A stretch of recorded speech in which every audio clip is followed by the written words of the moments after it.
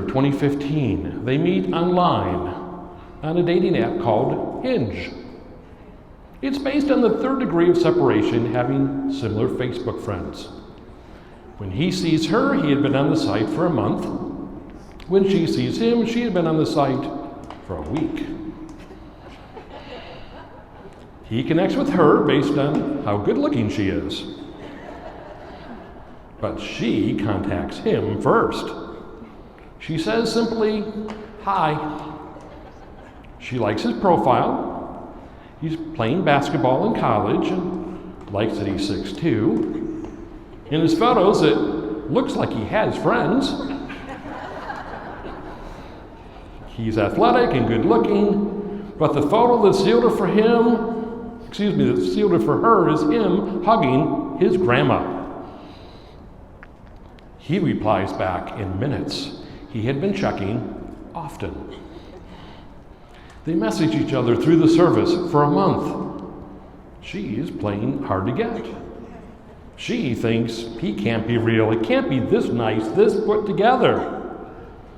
He tries to connect, to get her to come to happy hour. She really did have plans with friends. The first phone call, she's driving home from Minneapolis from her sister Amanda, a bridesmaid's place. They had been on a trip to Florida. It's 8:30 p.m. as she's driving home and he's getting ready to go out with the boys. 5 days later, a Tuesday evening, they agree to meet for dinner. They go to Sienna Tavern, a restaurant in River North. She gets there first by 5 minutes.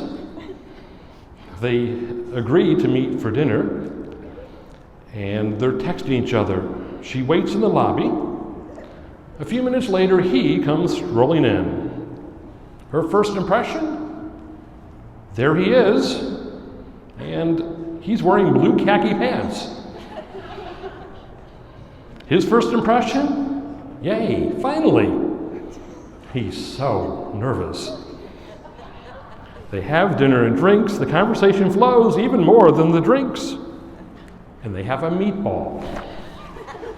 One big meatball that they share. She asked him to cut it. She still does. They always look for a big meatball at every restaurant they go to. They don't always get it. Actually, not that many places have it. He does not feed her, just cuts the meatball in half evenly. But she was used to her dad cutting her steak when she was growing up.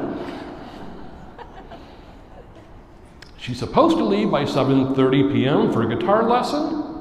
She skips it. She's having too much fun, but makes up the lesson the next day.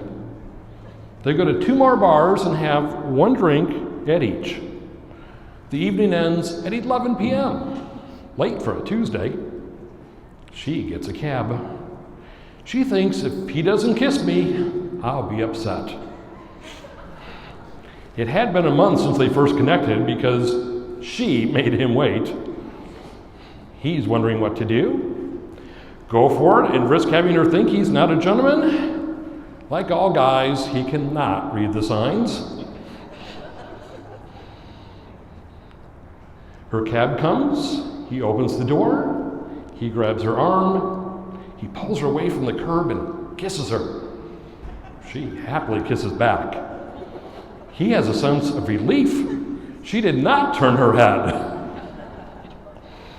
They start hanging out all the time, every day.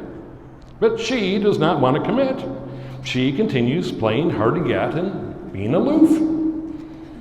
4 months into it, he tells her on the phone when she's out of town, "So you can think about if you want to be with me, I want to be with you." He means exclusively. She calls him 20 minutes later. She says, "Okay," and follows it up with those romantic words, "I don't not want to be with you." They have been dating ever since. How did Dustin propose to Alexandra? They did not look at rings together, but he knows what she likes, for if they were at the store, she'd say, I like round ones. I want diamonds on the band. She'd make comments about friends' photos when they got engaged. She bugs him.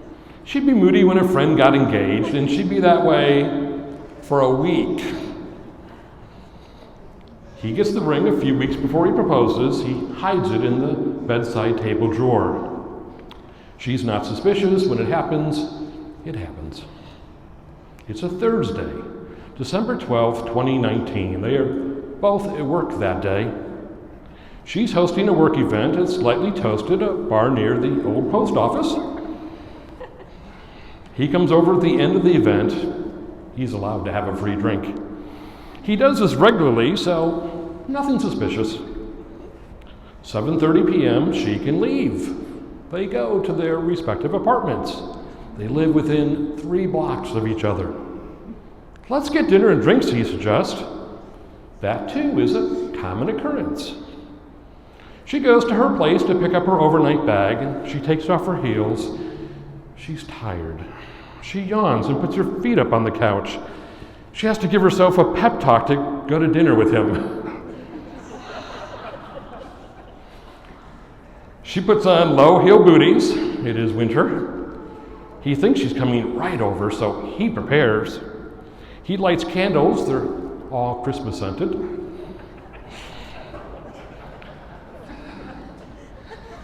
He listens for the outside door to open. Time goes by.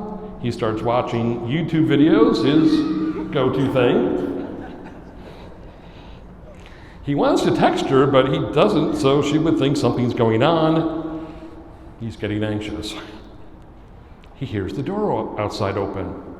He assumes it's her. He flips the light off. He turns off the YouTube videos. He gets down on one knee right in front of the door. He opens the ring box. She walks in and notices him right away. She puts her hands over her face. He starts a brief speech, and he's going to end with, "Will you marry me?" But before he can ask, she exclaims, "Yes, yes, yes, yes!" She jumps up and down. She yells. She squats down to his level. He puts the ring on her finger. They FaceTime their families. And that's what brings us to today.